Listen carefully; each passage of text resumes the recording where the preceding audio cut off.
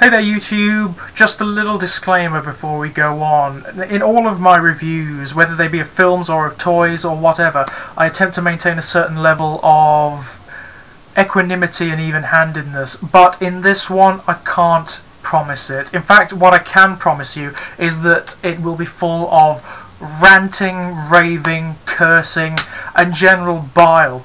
So if you don't want to see that, you can stop the video now. However, if you want to see something be unambiguously torn to shreds, continue watching.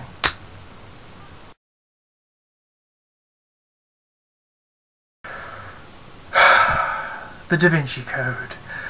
Now, it's monstrously rare indeed that I don't finish a book, even a shit one. If I start reading it and I don't like it, I will continue until it's finished.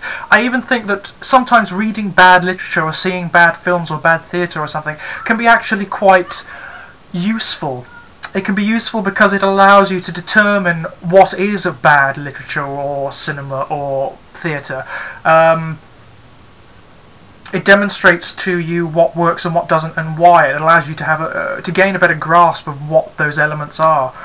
Especially if you're an aspiring writer or something to that effect. It can be incredibly heartening if you read some of the absolute bilge that's out there that is published and popular.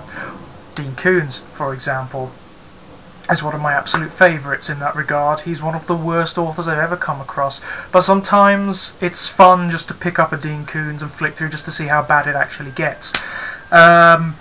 This unambiguous piece of tripe, however, defeated me utterly. It started to hurt so much to read this I couldn't finish it, no matter how hard I tried, no matter how much willpower I put into the effort. This is a painful book to read.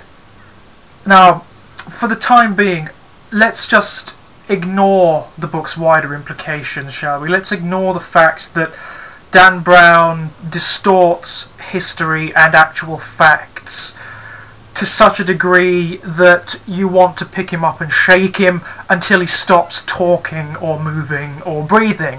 Let's ignore that. Let's ignore the fact that the book unambiguously and shamelessly appeals to the worst and most paranoid, tribalistic nonsense that beats within humanity's collective breast. Let's ignore that. Let's ignore the fact that it has spawned what is effectively a new cult, the Da Vinci Code-ism. Let's ignore that and just concentrate on the technical flaws of this piece of work, shall we? First of all, plot. Dan Brown's conception of plot equates to two things. There are two elements to plot insofar as Dan Brown is concerned. That is having characters standing around talking, spouting what is some of the most blatant and awfully camouflaged exposition you could possibly imagine. Seriously, hearing the characters talk in this, the dialogue in this book, is like the dialogue in an Australian soap. It's hideous. It is characters effectively talking about what they've got to do and why they've got to do it and why they're doing this and that. It's awful. There's no nuance, there's no subtlety, nothing. The other element is movement, running. So what you have in this book, effectively, is periods of exposition interlinked by periods of running. And that's it. There's nothing else to it. And it gets to the point where you find yourself turning the page to the next chapter and thinking, oh God, they're running again, or they're standing around talking again about not much really. It's awful.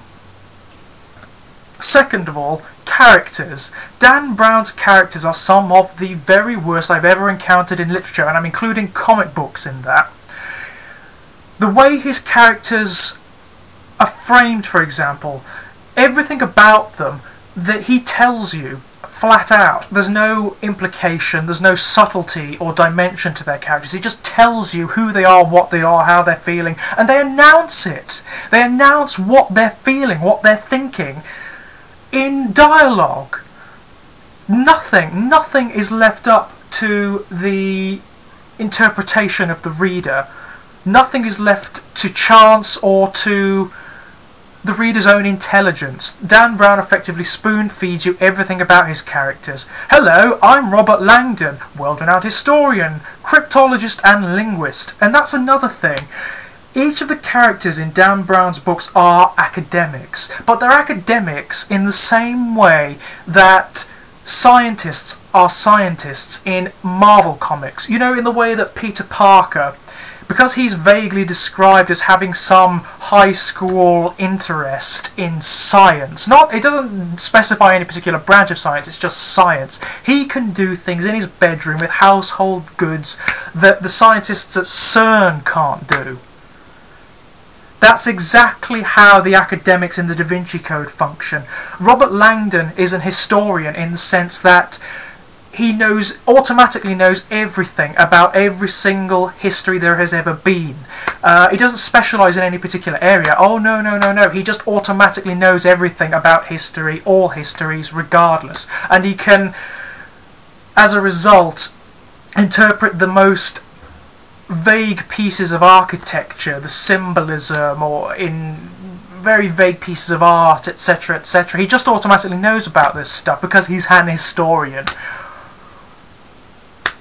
And it's absurd. It's cartoon character ridiculous. Now, I wouldn't have minded that so much were there anything else to him. Were there any other dimensions? But there's not. All of the characters in the Da Vinci Code are vehicles for the plot, which, as I've explained, consists entirely of exposition and running.